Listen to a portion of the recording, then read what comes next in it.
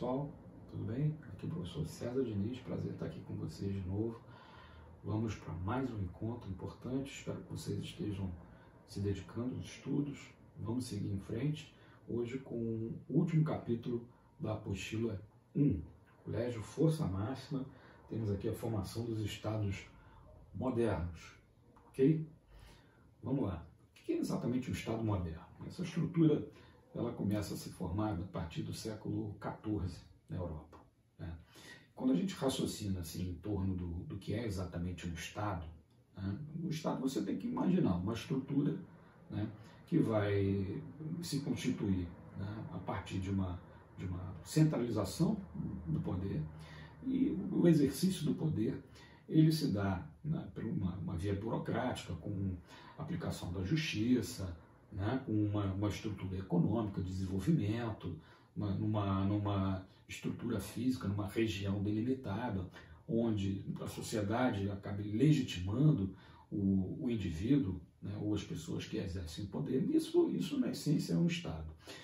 Esses Estados nacionais que vão se desenvolver a partir do século XIV na Europa, eles vão, na realidade, adotar, né, com o passar do tempo, né, desenvolverem o perfil que é o perfil do absolutismo, tá certo? Mas vamos lá, historicamente a gente tem que relacionar esse tema ao período anterior, na aula anterior. Lembra a chamada Baixa Idade Média? Lembra disso? Você vai lembrar que no final da Baixa Idade Média a gente tem um período de crise, né? Motivado aqui por peste. Lembra da peste negra? Lembra disso? Sucessivas guerras, no caso o principal conflito, a Guerra dos 100 Anos entre Inglaterra e França, né? E, portanto, a gente tem um ambiente de caos, de crise, de fome, sucessivas revoltas acontecem, revoltas camponesas, né? Enfim, então a gente tinha um contexto de desenvolvimento bem intenso a partir da Baixa Idade Média, lá a partir do século X, com a explosão comercial, enfim, crescimento novamente das cidades, etc. Mas a partir do século XIV há uma desestruturação, né? E aí, entenda o seguinte, os estados nacionais vão ser constituídos, né, casando os interesses dos reis, que eram fracos, mas que agora vão procurar centralizar o poder, os interesses da burguesia, né, que vai querer que a coisa seja unificada para que ela possa comercializar, lucrar mais, né, por conta das suas relações comerciais, e da própria nobreza. Nobreza, sim, a nobreza também vai desejar a unificação do poder. Ela vai desejar um governo forte, que tenha um poder militar que possa, inclusive, sufocar as revoltas que vão se desenvolver no período. E aí você vai lembrar por que o temor da nobreza é tão intenso nesse momento. Você vai lembrar que durante a Alta Idade Média existia uma relação onde nobres, senhores feudais, exploravam os camponeses, os servos, até onde dava, né? Então, lembra, os servos eles eram obrigados a pagar uma série de impostos, né? Enfim, isso ao longo de séculos e séculos e séculos. Agora a gente tem um ambiente de caos. A gente tem os servos se revoltando, né? Então você pode imaginar que a nobreza temia ser o alvo da revolta desses servos, como foram em diversos lugares, em diversas regiões. Ok? Então, o primeiro entendimento, essa união entre esses três segmentos acabaram gerando, né, a formação desses estados nacionais absolutistas, né? Vão evoluir para o modelo absolutista. Tudo bem? Então, coloquei aqui o rei, né, o Estado, na realidade, o rei vai centralizar o poder, né, e formar, né, estar exercendo o papel de quem governa, e, portanto, identificamos ali a figura do próprio Estado, né, assume funções de julgar, né, de legislar, de cobrar impostos. Essa é a função do próprio Estado, né, com o seu aparato burocrático, né, com o seu poder, inclusive, militar, de fazer valer a sua própria vontade. Tudo bem? Beleza, então. Vamos agora analisar, então, os casos que a gente teve, os exemplos que a gente teve, né, em relação a esses estados nacionais que se formaram. Já teve a oportunidade de falar do caso ibérico quando a gente falou de grandes navegações. Você vai lembrar a Revolução de Avis em Portugal, né, Dom João Mestre de Avis, século XIV, acaba apoiado pela burguesia, né, vamos dizer assim, configurando Portugal como Estado-nação. Reconquista de Granada relacionada à unificação espanhola. Então você vai lembrar que aqui a gente tem a união de dois reinos, né, Castelo e Aragão, né, que na realidade se unificam, né, com o casamento dos dois monarcas, Fernando e Isabel, e a potencialização dos seus exércitos acaba fazendo com que os mouros, com que os muçulmanos sejam expulsos da península. Tá?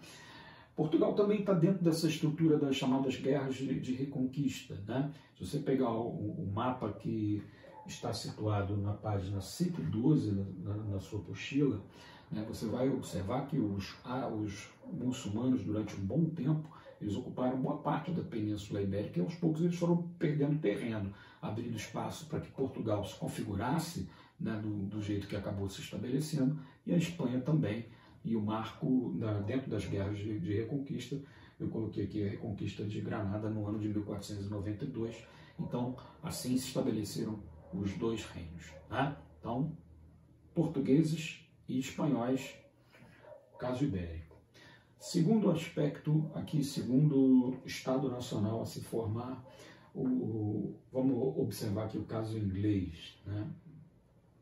O Estado Nacional inglês, então, ele vai se desenvolver e a gente tem como referência o conflito conhecido como Guerra dos 100 Anos.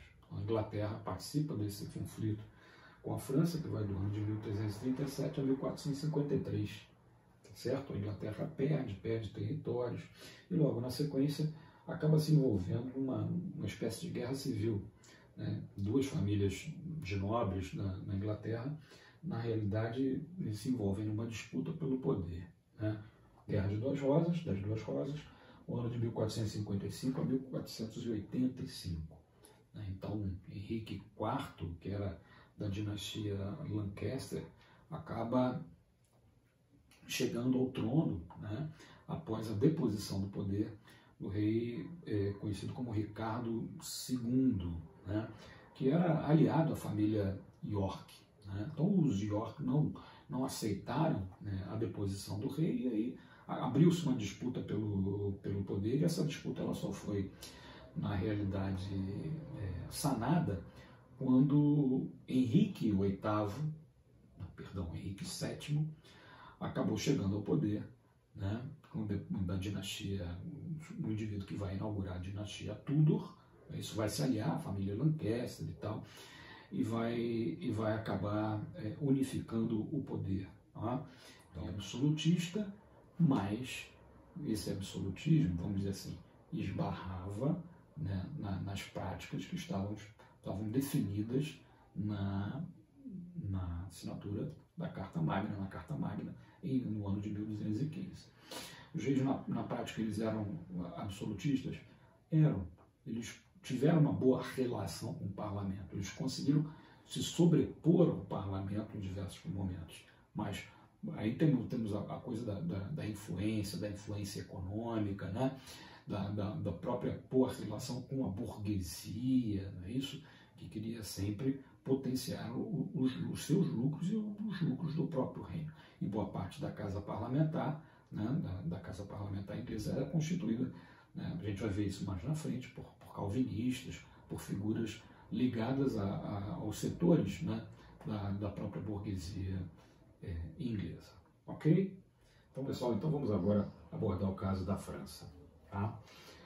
Observe aqui, Guerra dos 100 Anos é a nossa referência histórica também, assim como foi com a Inglaterra. Tá? A gente, dentro desse contexto histórico aqui, a gente tem a predominância da dinastia francesa chamada dinastia dos Valois. Okay?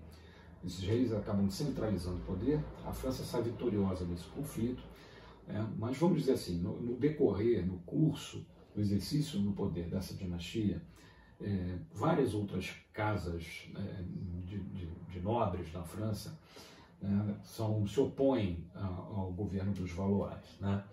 Dentro desse cenário também, a reforma protestante ela acaba avançando, né? E a gente tem aqui no cenário francês o progresso dos calvinistas, né? Na França serão chamados de huguenotes, tá? Então, a gente tem, por exemplo, os Bourbons, comandados por Henrique de Navarra, como opositor aqui dos Valois. Os Navarro, né, sob a liderança de Henrique, eram nobres ligados à fé protestante, ao calvinismo, né, aos huguenotes. Então a gente tem, claro, sempre a coisa das disputas pelo poder político, mas nesse aspecto também o ingrediente religioso. Tá? Então a França passa a ter, né, durante bastante tempo, né, perseguições entre católicos, conflitos entre católicos e protestantes, né, e isso acaba sendo elevado à sua condição máxima quando no ano de 1572 a gente tem aqui a noite de São Bartolomeu. Né? Inicialmente houve uma tentativa, né, de pacificar política e religiosa, a parte política e religiosa da França, né, com o casamento entre Henrique de Navarro e a irmã do rei Carlos IX na França, dos Valois, né? Mas, enfim, esse desdobramento, né, desse casamento, a coisa não foi bem sucedida, católicos e protestantes, né, evoluíram para mais um conflito, né, e os católicos se organizaram e massacraram os protestantes. Só em Paris, cerca de 3.000 protestantes acabaram morrendo aqui na noite de São Bartolomeu. Bom, esse evento, na realidade, vai causar uma desestrutura, né, política e social na França, até que Henrique vai assumir o poder, né, vai conseguir tirar do poder os Valois e vai assumir o poder na França com o título de Henrique IV, né, no caso, inaugurando a dinastia agora dos Bourbons. Ok? Coloquei aqui essa referência. Inicia-se aqui, portanto, então, a dinastia dos Bourbons na França. Veja bem, até no intuito também de conseguir, né, uma espécie de pacificação, estabilização, né, social, né, diminuindo as tensões entre protestantes e católicos, né, primeiro ele nega a religião protestante e se converte ao catolicismo, né? Temos esse ingrediente aí, se sentindo acuado, inclusive ele acaba aderindo ao catolicismo. E veja bem, em 1598 ele acaba definindo, né, o Edito de Nantes, colocando em prática, portanto, uma medida, uma lei que permitia a liberdade de culto aos huguenotes, aos protestantes, ok?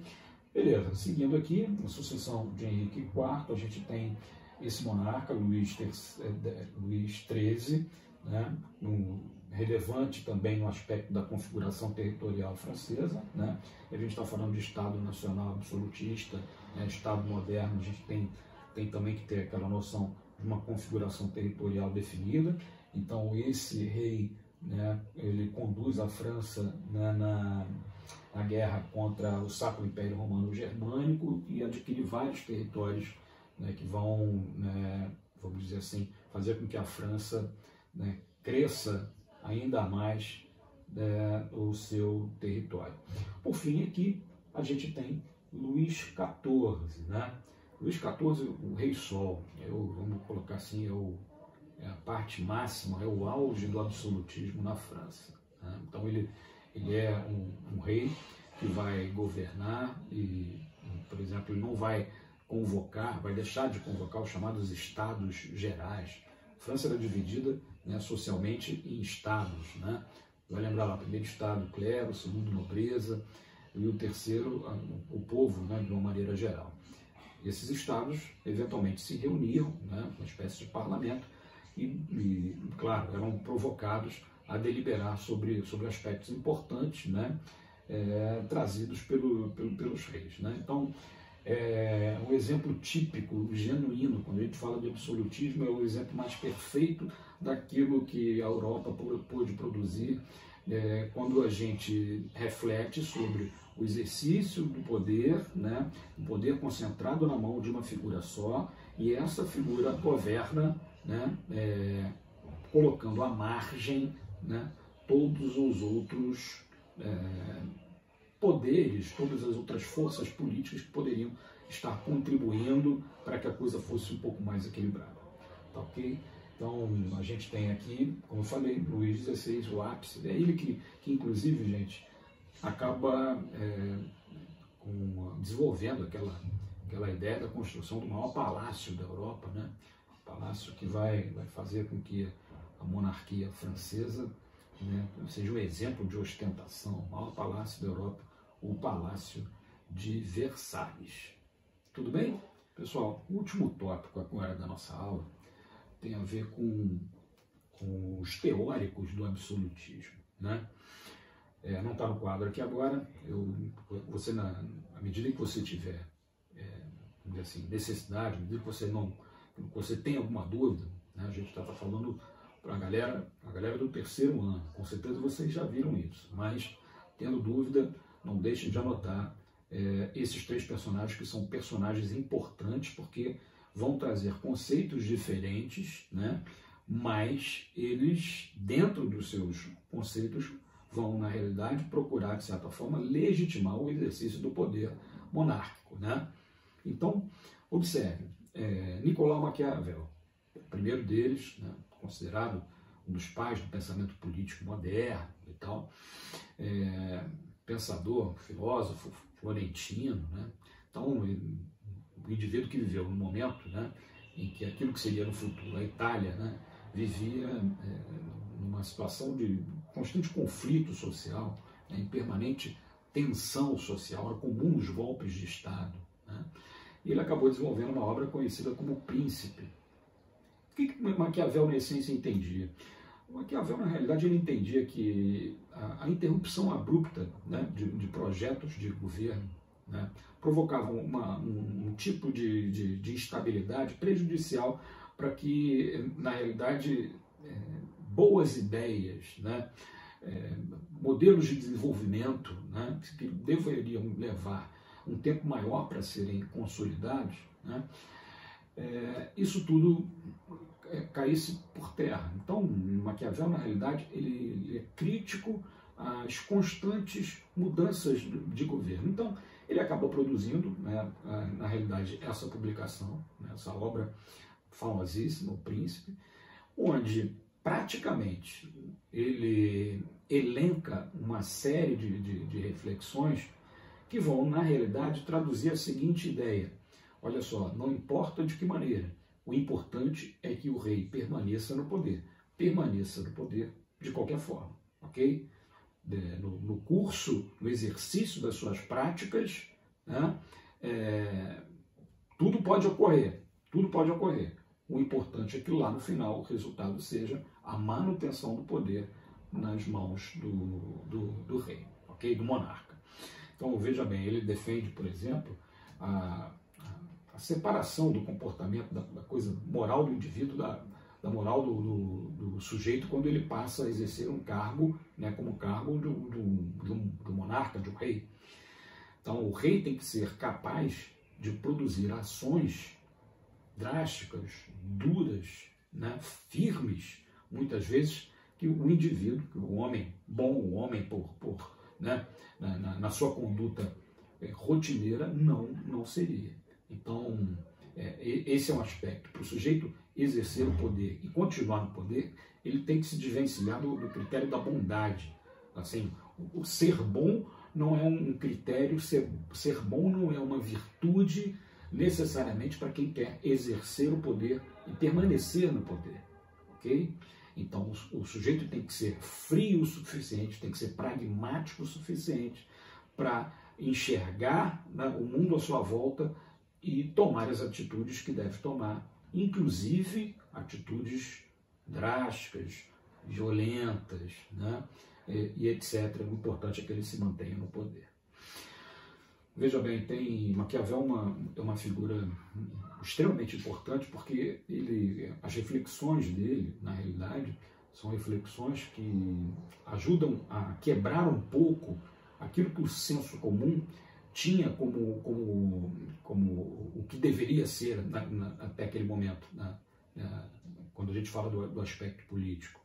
Por exemplo, o senso comum dizia, olha só,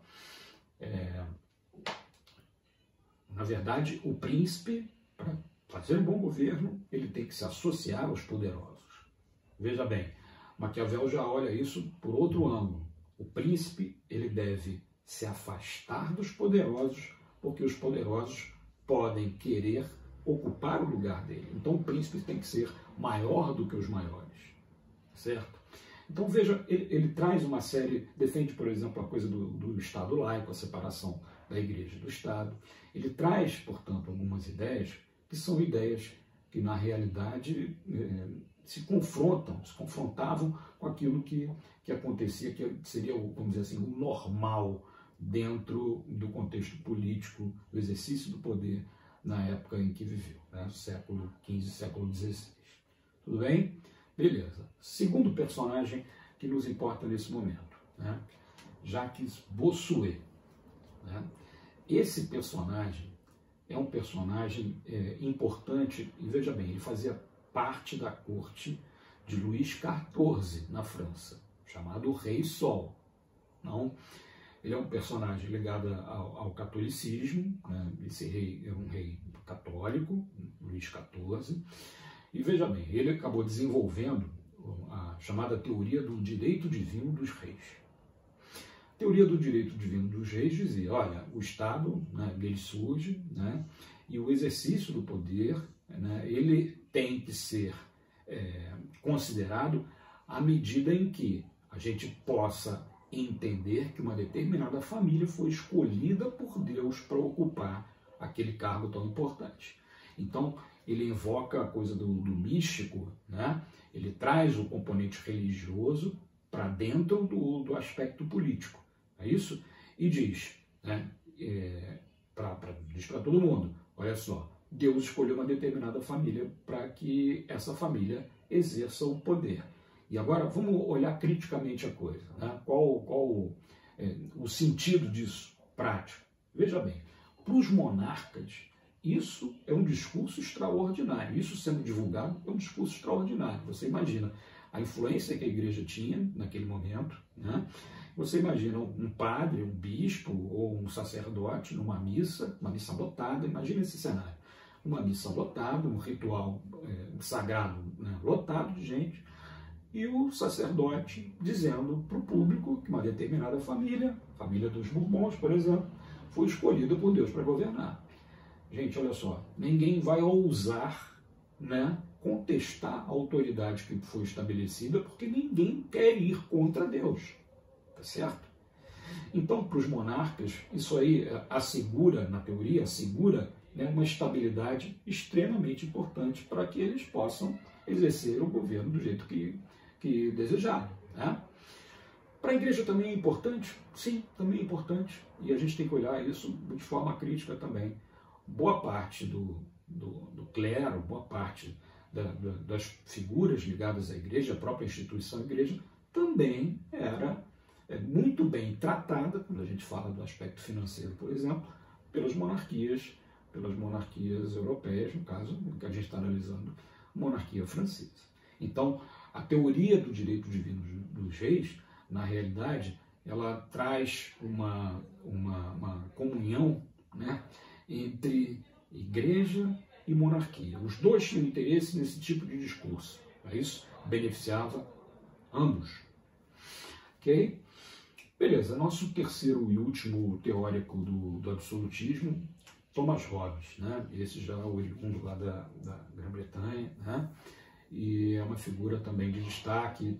Ele teve na realidade vamos dizer assim, uma proximidade muito grande, né, com a guerra civil, inglesa, né? Você vai lembrar lá de 1641 a 1649, a gente tem a guerra civil ou revolução puritana na Inglaterra, né?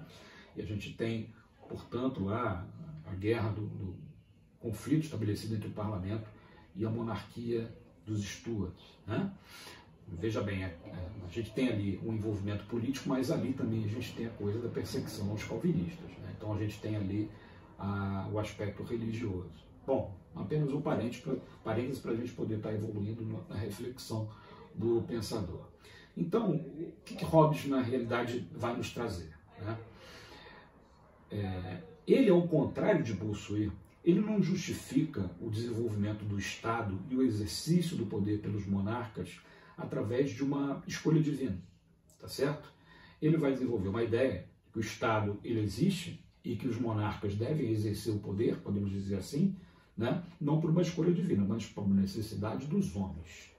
Né? Então eu falei para você que a gente tem como pano de fundo aquela guerra, os conflitos permanentes. Então, o que Hobbes nos traz? Veja bem, ele defende a ideia de que o homem, no seu estado natural, né, a partir do momento em que possui interesses, né, que vão convergir com interesses de outros homens, né, ter os mesmos interesses, a natureza do homem não vai levar o homem ao entendimento, mas ao conflito. O estado de natureza do homem, na reflexão de Hobbes, vai levá-lo à guerra. Observe, então, a formação do Estado. O que ele traz de entendimento? Para que a guerra de todos contra todos não se estabeleça, né? O homem percebendo que ele com isso pode ser aniquilado, vamos dizer assim, ele resolve abrir mão do seu interesse, os outros homens fazem a mesma coisa, abrem mão dos seus interesses individuais, consolidam um pacto, um acordo, aí surge a filosofia política contratualista, né?